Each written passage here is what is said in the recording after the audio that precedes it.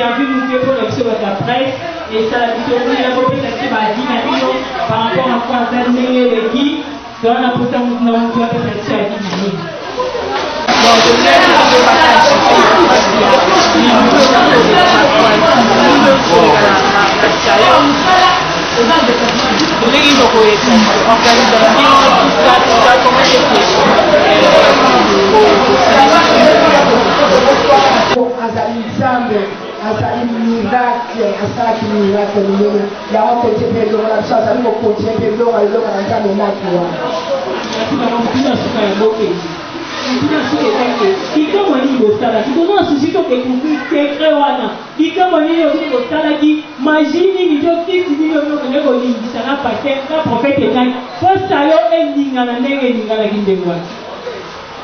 makasi ezalaki kaka ezalaki grâce na nzambe eza na lititi moko te eza mai te mungwa te misiki moko boye te me ezalaki kaka tozalaki concentré na liloba na nzambe tobandaki priere na biso banda lundi tolukaki nzambe wana nzambe mpe akutanaki na biso arépondre biso yango moni ke makambo esalami kitoko totamboli elongo na nzambe wana. Merci beaucoup. Pour comprendre que ça y est, qui vraiment tombé et poussé dans qui total de gauche, droite, il y avait de monde qui venait, parce qu'il n'y avait pas moyen, il n'y avait rien à dire. Et donc, le matin, nous sommes attaqués au monde à Moscou, il y a un autre qui il y a un autre qui va soulever pour le monde qui va protocole à travailler qui, tout le monde qui va tout la fait qu'on camine à Bango, s'il y avait, qui peut concentrer, tout le monde qui a des difficultés, on va se retrouver par la route de notre maman bénédicte, opinion na yo to ba pression na yo face ya campagne marana ta mama beledi kama sio mama to dito yeba msala ngo za kile parce que ça qui facilité kota na nengo kambanga ba bana na yo mo ko nengo to na ochibenge kota na nengo kambanga bana na ona kati ya église bato mais siko kumi na kati ya terrain zakine toko la sayo terrain neutre et parce que on a deux mots de la quitter c'est la quitter les acquis facile c'est la qui difficile bon les gens qui si nous retrouvons le bataillon c'est facile avec Dieu parce que nous évitons que tant nous avons fait sa vision à partir de sa capacité de provision. Il y a fait ce qui vision à Sayo, il fallait pas faire sa vision provision, et pour ça, la Moussalango n'a n'est à dire pour que l'on puisse sa mission à vision. Il faut que ça, quand Bilembo, on nous a utilisé à côté de la zone pour la vision pour que tout ça est là, Sayo. Voilà, il y a moyen que l'on a dit vraiment Sayo de la qui pratique avec la main et l'accompagnement de l'environnement.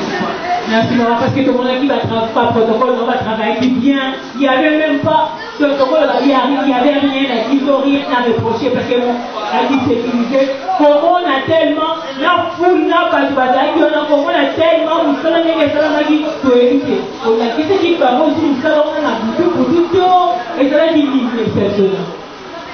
Surtout le but de la sécurité, c'est ça qui m'a fait. Dans le but, il y a qu'un bateau. Donc on peut s'appeler moi dans le secret de la disco. Pour ce que nous avons dit, ça l'a voulu pour que nous avons dit la simakuna, ok on ça et la secret de la disco. Donc le but n'a pas bien et voir. Dans un bateau de feu de courant, où ils ont avenir qui va boire, ça y est 24. Il y a encore beaucoup de la disco pour y avoir pour là. Voilà, il peut encore la disco et Zali, donc on bien remettre aux choses et la parce que Zali. Merci beaucoup. Pour nous, cela qui tombe et cela qui n'a pas de protocole, en tout cas, vraiment, rien à dire. Merci beaucoup. En tout cas, on a un peu d'activité pour la coach Ibenge. On a dit, maman, elle est responsable de la protocole et l'église à bateau de feu de Moran. Donc, ce n'était pas facile. Pour Kambasayo, quand la défense, elle a dit, vous venez à classer ma joueur, mais terrain. Donc, quand on a donc il m'a placé ma petit soki il y a mon numéro 1 dans ma petit bas le qui est connecté donc il s'agit de la qui tombe il y a mon tout qui t'attend sur un coordonnateur avec tout un coordonnatrice maman Dieu papa maintenance la simba qui m'a voulu te donner la porte à papa Rodrigue na simanango to kende na maman Lina toza posa na bino nyonso bainterview na bino ekosunga biso totala comment est-ce que badisciple ya général ya bato de fait de vora ninga akabolaki bino musaleleka kitoko towana posa papa Rodri ye nga asimbaki maintenance asimbaki makambo nyonso toyoka mpe soki ezalaki facile mpo na ye to ezalaki difficile maranata papa Rodri kosimba maintenance po baluka boye son baluka boye tokoki ezalaki ndenge nini est-ce que vraiment salut etombaki ce jour-là? Oui, avec Jésus, ça a été facile, ça a été tombé déjà, parce que nous sommes radia. Côté maintenant, c'est la facilité. Parce que technique est pas facilité, mais c'est ça qui le nécessaire que l'activité, nous pendant 2 jours au Tozaki Nasayo et les gouvernements malades. Donc, plutôt de venir faire un Zambé, parce que souvent avec Jésus, ça c'est facile et ça a vraiment réussi total.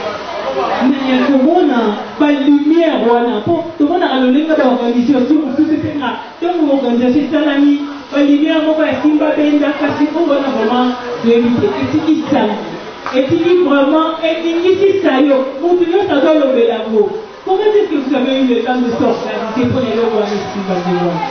Oui, moi, c'est ça que Maïe les alaki na kati, Zamba pesa qui m'a kati que tout pour pas réussir, plutôt travailler na bateau, yo ba pesa qui tout matériel déjà vraiment dynamique pour que ça malade. Donc grâce à bateau, ba petit tout ba matériel il y a bien, na Maïe les habitués de travailler ensemble les permettait que tout réussir dans activité en alliance.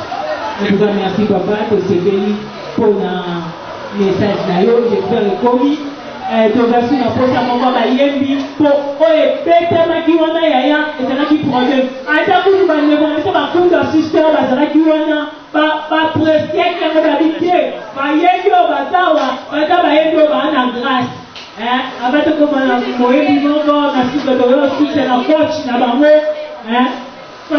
kotekela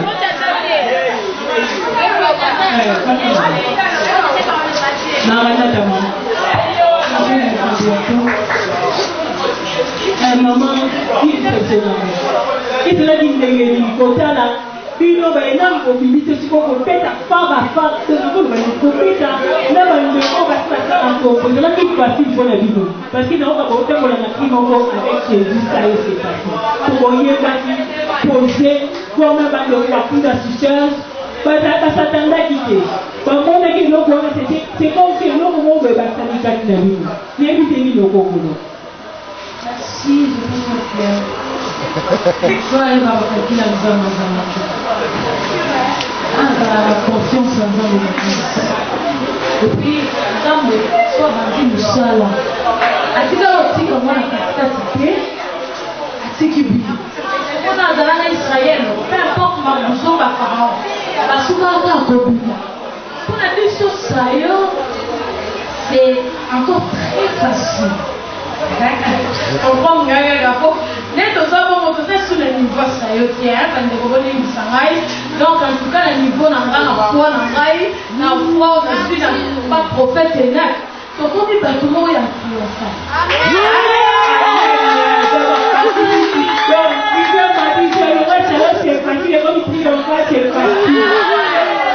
Il faut toujours croire de bon avant de silence. Donc, on va dire que dans la pesa, bateau va occuper le monde. Parce que la maman, parce que la maman n'a pas été. C'est comme tout ça. Donc, quand il y a un pas, tout ça doit être la maman. Il y a l'eau là. Maman doit être la maman. Comment la maman? Tout ça, c'est trop tard la maman. On va quitter que au moins tout le pressé, au petit, on va mati, allez, Bakiti, on va pas m'acheter comme on va te rapporter, mais tu peux voir pour la facilité. Humainement parlant, ce que l'on dit que le salaire selon monter peut-être un peu au ça. Ça, maman la bicho là, en tout cas on le reconnaît. Ça nous dit tout des choses que tout ça atteint toute une bonne expérience par rapport à Bango. Mais tellement pour toi engagé à bicho, à Zalaka, à Moko, pas qu'à tomber dans le podium. Amen. Donc on comprend que et ça n'a pas facile. Donc dans la kunda, dans la chantre église à bateau de fait de Gora, c'était facile. l'autre Bombo Nzambe. Merci. Et ça te doit souci. Coach, et puis, c'est Alina, te dit coach à Trisha. C'est ma bataille wapi. C'est Alina qui est wapi. C'est Alina.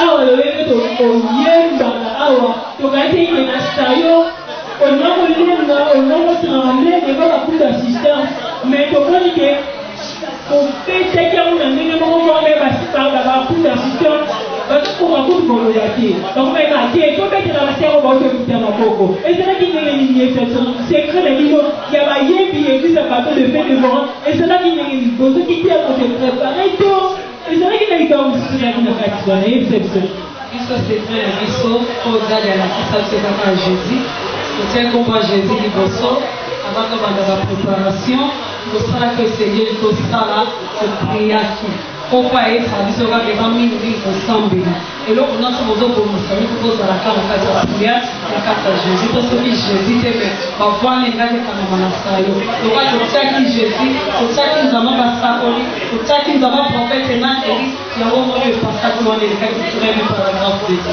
de ebisa biso nonse alina ndenge ezalaka peke likolo wana osalaki régime te oo likolo na kolia lisusu mafuta mbila te omwa pilipili mpo toma pepe kozala mokuse ezalaki ndenge nini ezalaki kaka bonzambe kaka tona loboko ya papa to ezalaki na likambo mosusu tozonasuki todécouvrir eloko nekebisato biloko ebimaki likolo wana kaka mposa todécouvrir na nsima nango eza na eloko mosusu to kaka bonzambe ya papa enaki toyebi biso ezalaki babaki kolia pilipili te balobaki bobo te ezalaki kaka nzambe ya profete enaki kasi na kosala bandako oyemba me batango soki ozali na baoncert na bandaki obanga bomona koki bozwa mpe kaoki me awa vraiment sentir yango vraiment po nagenaki te nasalaki mpe loboko te kiyaki mpe loboko te ezalaki kaka dali atie loboko kende mata yemba pa atie loboko mwa efungwami dontoso kobanga nyonso elongo nyonso siko kosala kake yo moyebi tokozola ya misie te kasi yo moyebi okutani lisusu na oyo bayembaka na babanda kosimba miko 30 ans banda babanda kosimba miko babandi nango kobonga bakoli miko 30 ans donc omoneke okutani sipakapaka na bango toyebi te impression na yo ekawutaki moko to oyo osalaki ndenge ekawusa mbongo te epesaki lesu makasa osalela nzambe otama yoki okanda 30 ans biso bakoyeba tosali mpe ba20 ans nakoyeba mpona bato bayeba na ajantie nakoli kaka na koyeba donc epesaki lesu makasa ya kosalela donc avec jésus bayembi ya église bato de fait de vora na sayo ezalaki facile jésus kaka eza lobaki avec jésus nyonso facile koyeba ezalaki très facile avec okokisa te merci nzamba papolini antuka ndenge okomona tozela koci leta koci aya koci ya trisha ya kosilisa na nsima koci ya trisha tozala na posa ya koci ya trisha toza na posa na yo koci benye ndenge mwani ebenge nyankazaki bana na ye akopesa biso pesi na impression na ye pasi ya oyo elekaki maranata koci ya trisha papa yebisangananga kotala ke loleko komaka bana na yo aneglize ya bato lefedekora kokutana sikoyo mbala liboso kopesa sikoyo na esika monene ndeko aloko asayo ezalaki moko banga tomoni ezalaki kobanga te parce que toza déjà encadré epai na prophète nakeli na voix de l'éternel général ye amaza moto moko abangaka te amutu moko abangaka te donc alaka biso déjà bapiste biso tokokota o tokosala oyo kosala biso tobanga te ata na événement minene yango wana kobanga esalaki vraimen te parce que toza déjà na moto oyo adrenaka biso na kozanga kokota na kobanga omonaki momomomokokreke to obongamaki na yo obongamaki na yo omona kaka bandeko wana ozalaki kaka kaka na bandeko bakula système de faire ezalaki facile te yo mo ozalaki omingengeli na yo me omomata na podi otalisa bandeko wana neti mais quand on est que des voilà mais après qui dit non n'est habité et ça qui au coup bon et ça qui va malamu parce que au coup t'as on a le sister eza biso malamu parce que tomoni biso na biso tozosalela mabe na nzela ya miziki epi baza bayaya oyo babanda miziki kala wana biso kotakuna tobandi te alors tozalaki na respect na bango mais bango babetaki na ndenge na bango biso mpe tobetaki na ndenge na biso donc adi tomelanaki makila bango basali na ndenge na bango biso mpe tosali na ndenge na biso mais tobanga boma eta te parce que déjà toyebaka bango mpe bayebaka déjà donc tomelani yaka makila na mpona nkolo.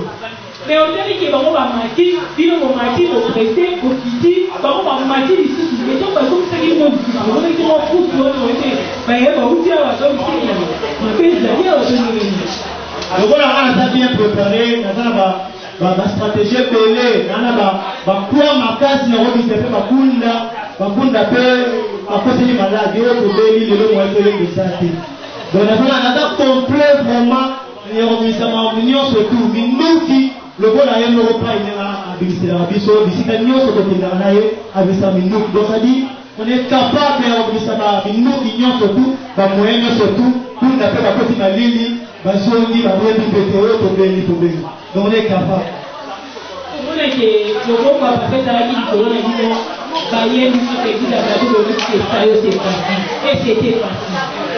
Oui, c'était très facile et ce sera toujours facile. Il y a un moment vraiment qui bien préparé, la répétition de la biso, la préparation, la prière, la nuit de l'Ango, et qui sûr que nous sommes aussi malades et les gars qui malades. Donc on était vraiment sûr que nous sommes les malades, mais les petits, au pire, les gars malades. Donc c'est ça capable de nous, on a une chose papa a dit ça qui mission au monde, pourquoi pas permet, pourquoi pas martyr, pourquoi pas la chose à terrain à Gondo, donc nous avons capable de prendre au Ténamo.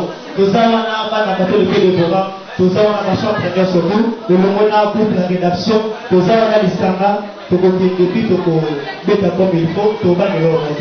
Merci coach, tu as donné vos coach à Boucha.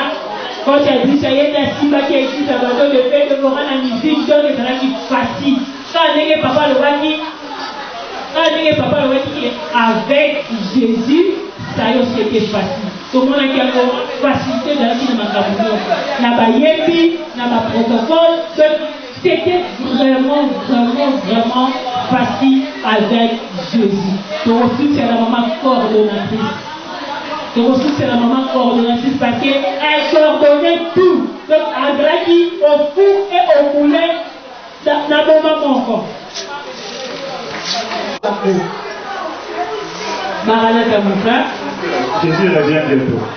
Papa est exceptionnel. Quand on a salué Nezalaki, parce que le général, il y a besoin de faire le Coran à l'instant qui prie avec Jésus, ça y est, c'est facile. N'ayez na kokamba sécurité na yo na bato oyo ozalaki na bango mpona kosala mosala ete ezalaki facile parce que toyokaka kosala mosala na baplaine wana ezalaka facile te eza na bango bakoyokokonga bamai babutu bakoke to basasa mai tout ça mais toyebi te comment est-ce que vous savez coordonner l'opération pour que ça y ezala facile.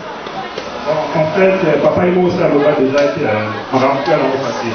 Donc, je vais en train de résoudre pour la sécurité de l'Église, les gens qui sont à Dada. Papa, le livre avait été au Dada. Mais comment on a ndenge ezalaka bozalaki wana bozeyaki bozalaki wana po asimaki vraiment sécurité oyo ezalaki ke motu nyonso asesantaki protégé na ye motu na bien na ye ayaki nango. Mais il est exceptionnel. C'est vraiment facile pour gérer parce que sécurité, c'est la manière d'église et là, différent de la machine à saillot. Et c'est vraiment facile et exceptionnel. Donc, beaucoup de gens qui n'ont pas beaucoup de choses. Beaucoup de gens n'ont pas beaucoup de choses. Mais du fait que tu es en Angola, tu es en Dada. C'est là qu'il faut passer ça va rentrer. Pour tout le monde, vous savez déjà la grande chose. Donc, pour un saillot, c'est déjà passé. Donc, on a tu es beau qu'à faire un saillot. Il manie na asusa toujours tout papa le dit donc dans quel type de vie à famille bah lui limita bah lui triomphale nyonso wana bakozala anési ya kosécurize yango mpe bakobeta yango tata. Merci papa. Donc on comprend que awa l'église du bateau de feu de Laurent et le rôle de coach de Baro dans le général du bateau de feu de Laurent, nyonso c'est facile. Nyonso vraiment c'est facile. Donc il y a le département à moment intercession de l'unité, mais nini tangu ndobenga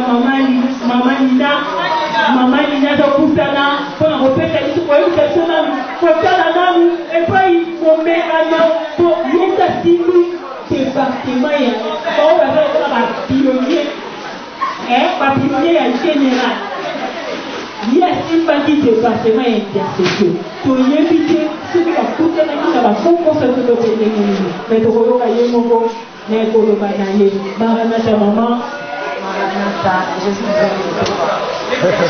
bon maman l'église donc ndenge papa lobaki alamusaki defi ke avec Jésus ça yo c'est facile donc on va dire que avec Jésus ça yo c'était facile yebisa biso nani sekele ezalaki tenge maman nga na département nga avant na banda j'ai venu me pension nzambe oyo alobaka pamba te lorsque ayebisaki papa d'aller na miso ya bomoto ebandaki koapparaître difficile kotala mbongo croisade ebandaki kokute na badepense nyonso kotala lolenge nini esengaki préparation yango ezalaki facile te na komona donc on a relevé défi ça y est c'est facile c'était par la foi donc là il y a la communion et donc on a un pasi les tibans à Israël parce que les bisika oyo bayebi te attache mo balobaka komi ya kovanda nanu loki oyebi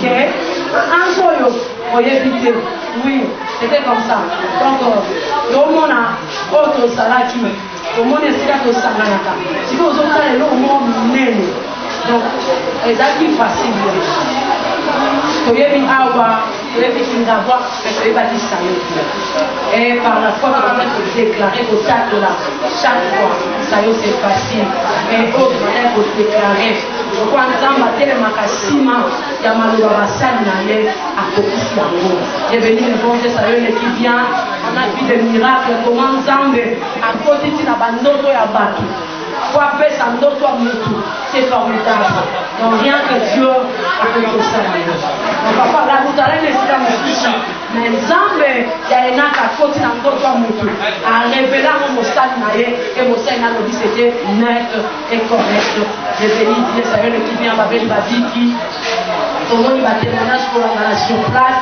donc nzambe asayo aza nzambe atikotala nzambe akwazade oyo asali na moteke tozela témoignage lobi c'était ticotage nga na département nanga kopreparango rien que par la prière ozalaki komisingisaki ntango papa soteya na sayo yai des héros en Londres oyo batikalaki l'église ngana openga bango baguerrier batikalaki l'église baotombola maboko ya papa na moko elingi ekita bango batomboli kaka moko atomboli na gauche moko atomboli na droite c'est pour cela que nous avons vu des résultats comme ça nzambe azwa lokumu apambolama lobi tozala triomphage je le crois.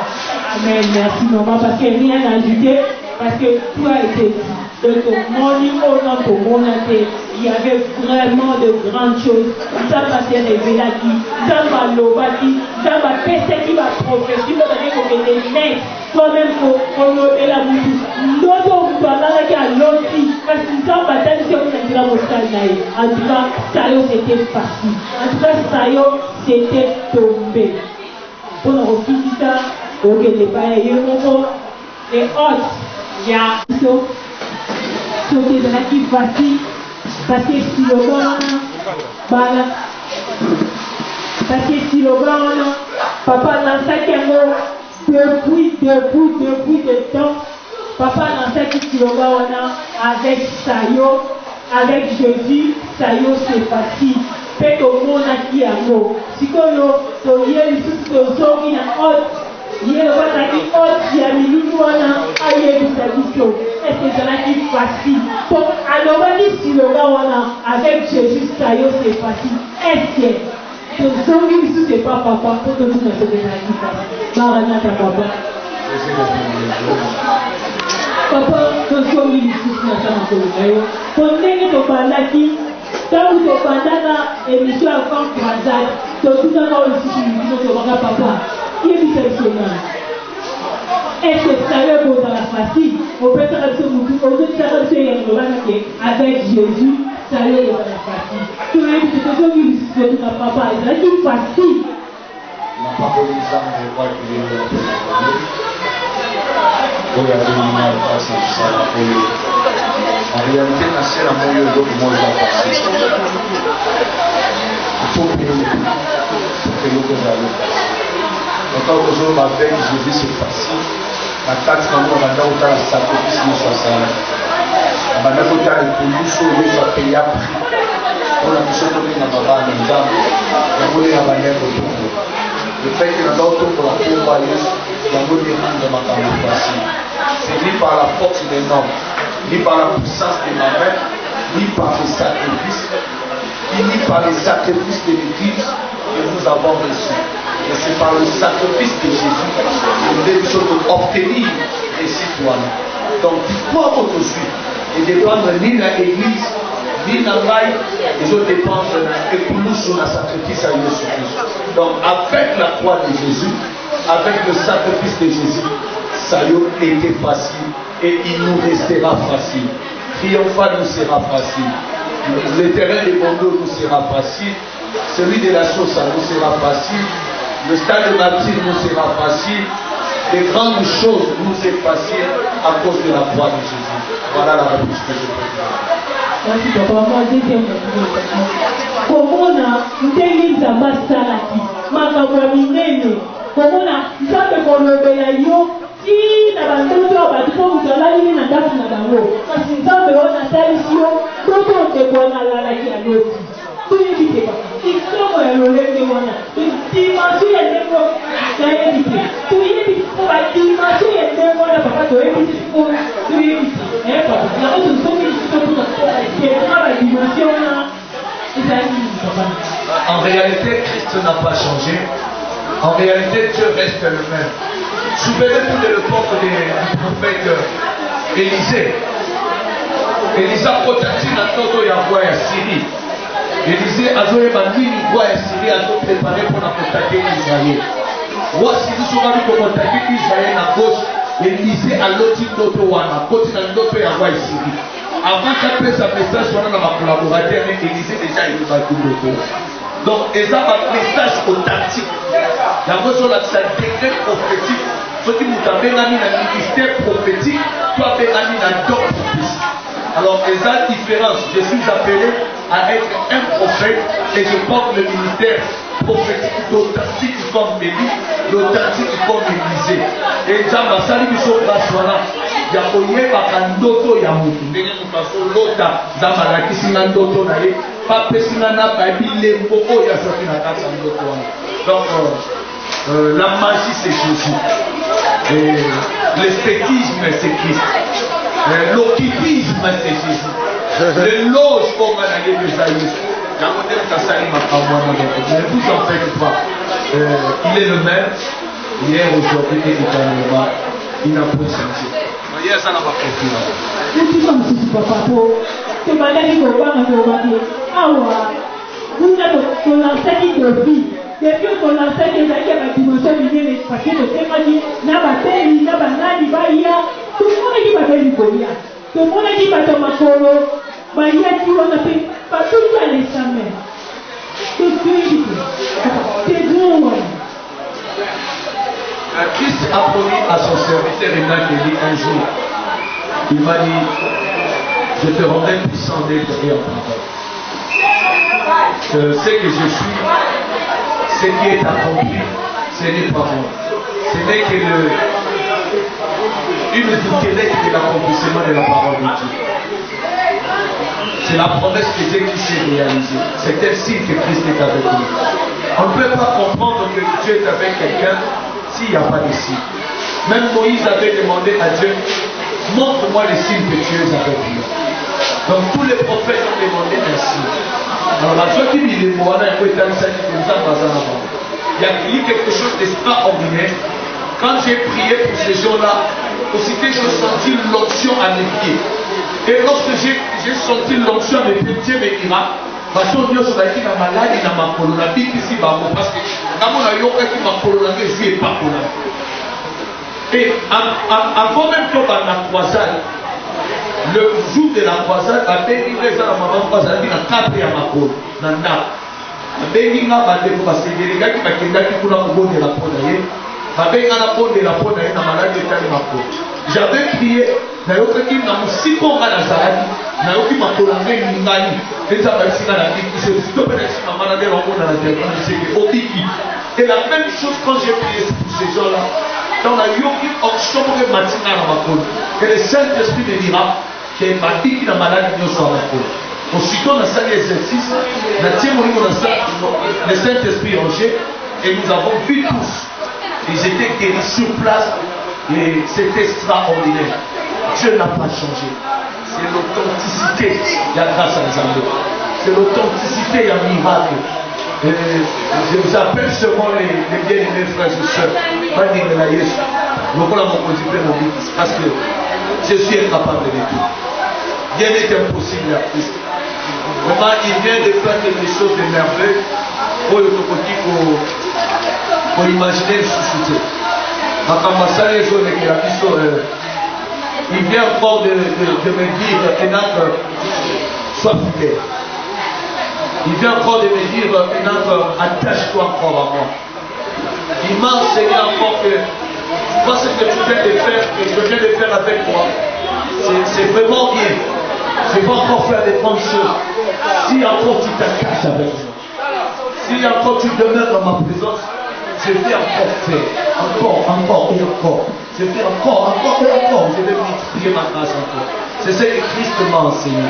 Donc je me suis attaché à lui et j'ai vu le résultat. Alors je dois encore m'attacher à lui pour avoir encore d'autres résultats.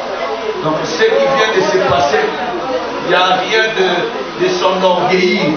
La gloire lui revient. Des siècles en siècles. Merci papa. De éviter vision de tous ces amis. Tourner au lobby, de solliciter au saillot parce qu'on a vu les saillots vraiment étaient faciles. Quand on est dans le monde, le but est que l'on emploie la terre, le monde, et peut-être au début de toujours visionner, il va toujours visionner ça de merci. Ne luttez pas. Tu sais qu'un prophète ne livre pas toute sa vision. Le monde spirituel, c'est aussi le monde des informations. Les esprits aiment être informés de tout. Je me réserve d'abord, mais ce que je sais, nous avons un parcours à faire. Le parcours est trop lent. Comme nous sommes pour la mission sérieuse, elle a tout juste un tremplin pour la permettre la mission et à côté de Messika. C'était tout juste un tremplin. Ce qui nous a malheureusement que tous sommes pour la deuxième fois au Rosonné. Et ce qui nous a malheureusement je veux plus ça, je veux que tout dans telle dimension, nous irons. Et je sais que Esanamo, il a déjà tout prêt, il a tout préparé. Mais nous ne livrons pas encore ces dimensions-là à l'instant. Préparons-nous seulement pour les grandes choses. Papa, nous avons tous pour nous comment est-ce que nous sommes à merveille? Côté la bana, Kobanda, la podium, Bayembi, coordonner opération modérateur, majoré, Bayembi, Bayembi, tout le département et protocole était préparé. Tout était passé à merveille. Il n'y a rien à dire, tout en plus pour reproche, tout remarque que ceci, et ça l'a mis bien fait, c'est ça. Pour ce que vous voyez, nous allez dire que la série, nous sommes côté organisation des salariés madame et des salariés dans les communautés nationales, les généraux, il n'y a pas de besoin. En réalité, l'œuvre humaine est toujours dans l'imperfection. En réalité, l'organisation de Soyamutu, les gens n'ont pas failli. Il y a eu des failles. Oui, les gens remarquables étaient parce que résultat positif est dominé. Et c'est ce qu'on cherche. Que Bolam et les Mabé et Balamou, ce qui est ma belle équipe, il y a un et c'est le problème de ça.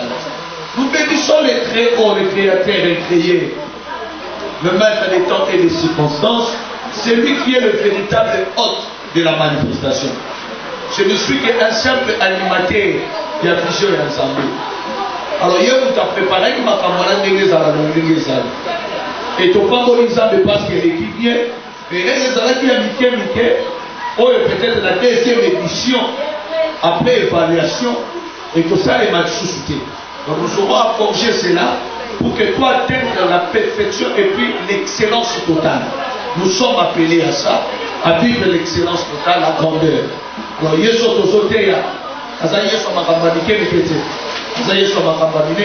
donc on doit encore perfectionner les choses, rendre encore les choses trop excellentes pour la gloire de Jésus. Donc il y a eu des imperfections, où il y a été remarquable parce que le taux de résultat positif est tellement élevé, moyen le taux de résultat négatif est remarquable. Donc c'est un peu ça de la part de Dieu. Mais Boulam, on a toujours reconnaître en nous. Donc non, et Dieu nous a fait grâce et le résultat est totalement élevé. Yamala. Merci papa. Pour finir, une toute dernière question.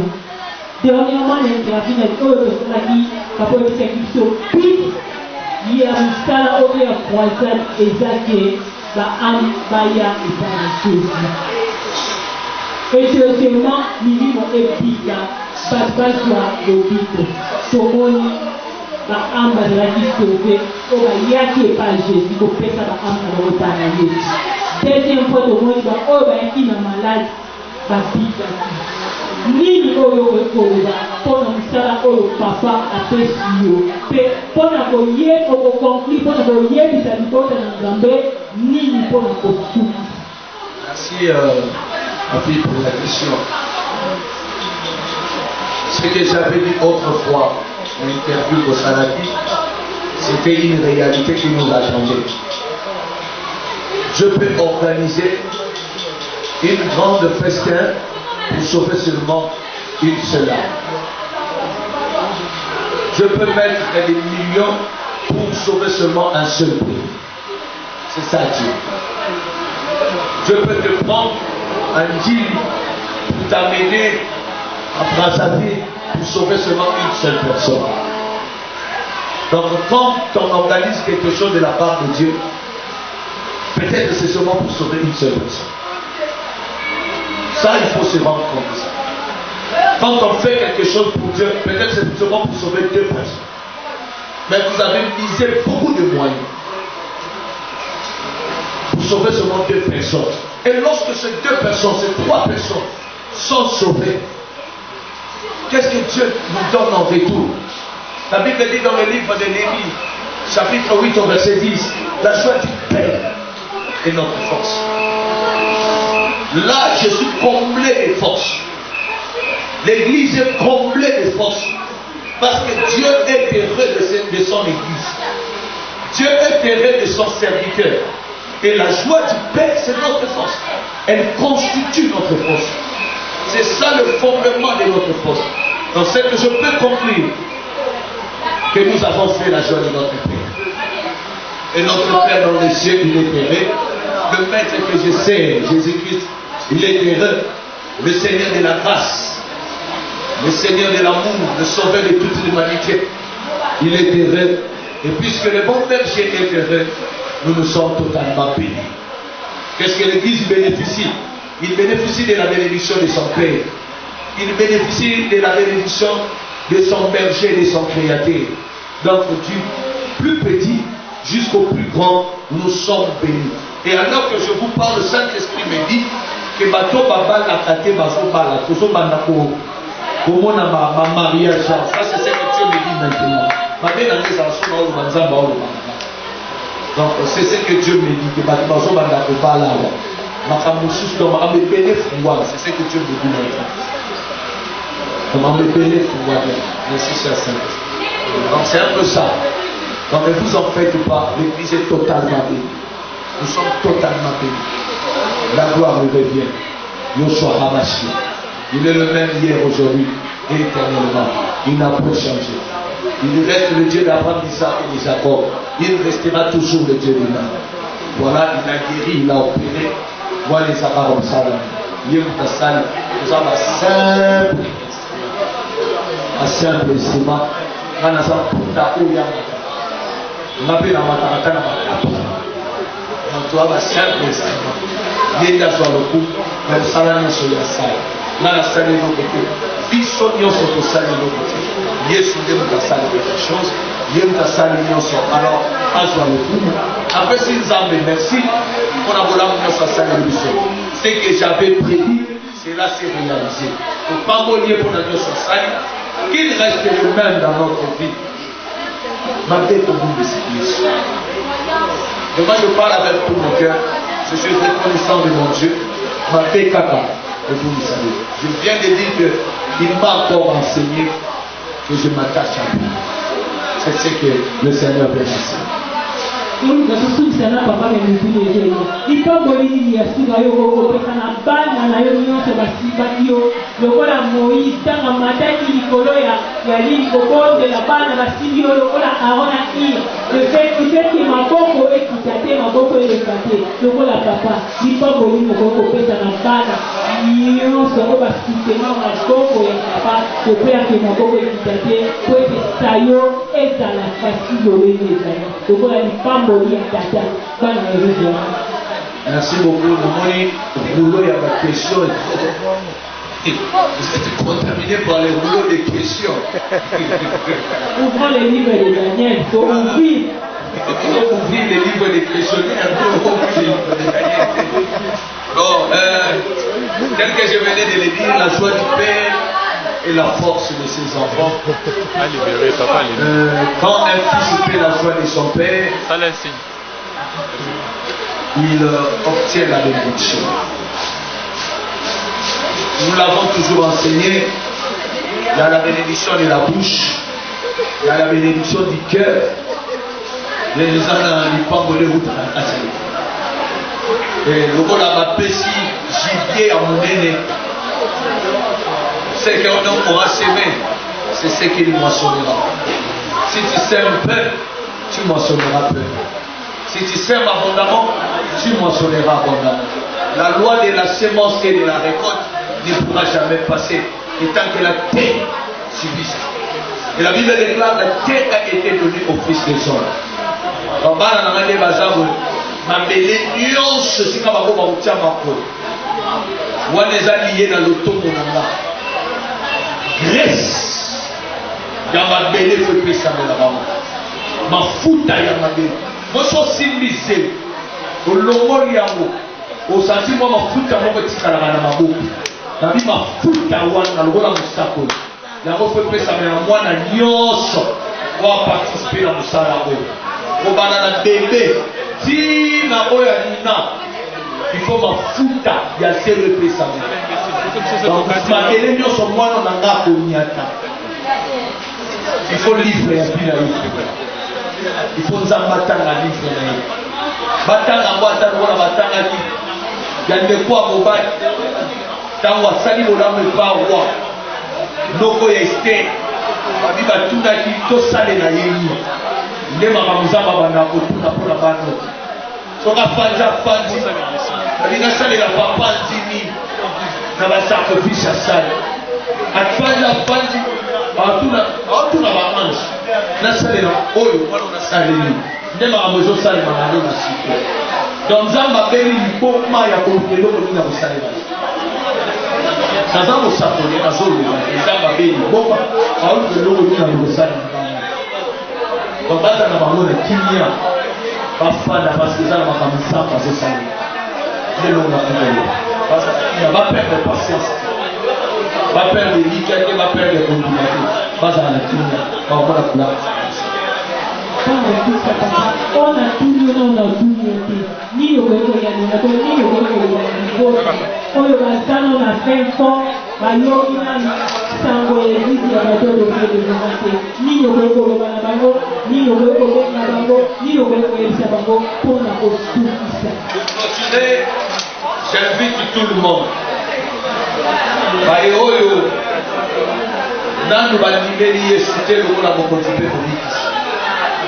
Je tiens à vous informer, il n'y a qu'un seul Dieu parmi les hommes et parmi les êtres comme esprits.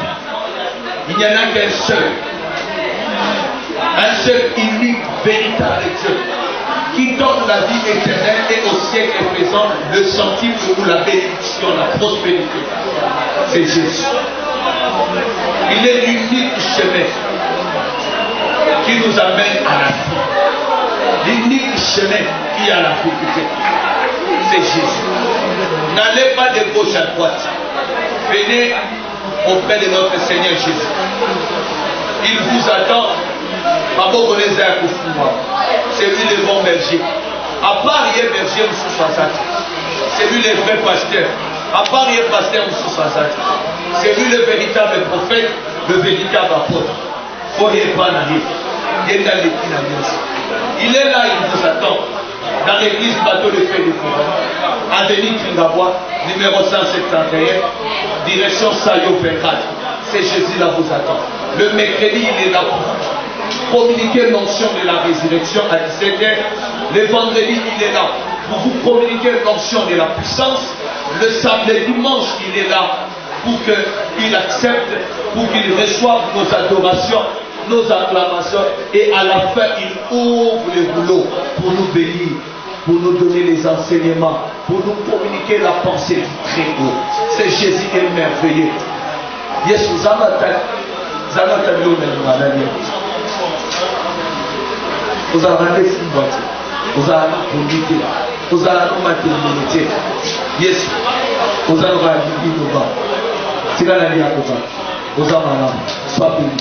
n'a pas voulu savoir, n'a pas voulu l'église de Bimba, n'a pas voulu la département, n'a pas voulu la nyoso ma kolanda biso, n'a pas voulu pour la nyoso ma sali la paix, bopiki na kombo na Yesu Christ, n'a pas voulu pour la bino ma égozo di na Yesu Christ, à côté na kati na bombo na bino, boya mbelo kola moko tipe no bikis, boko babala na ye, boza na suspect étranger te, boko mabayenge de na kati na ndako na ye, pour na nzambe et ume na likolo na bino.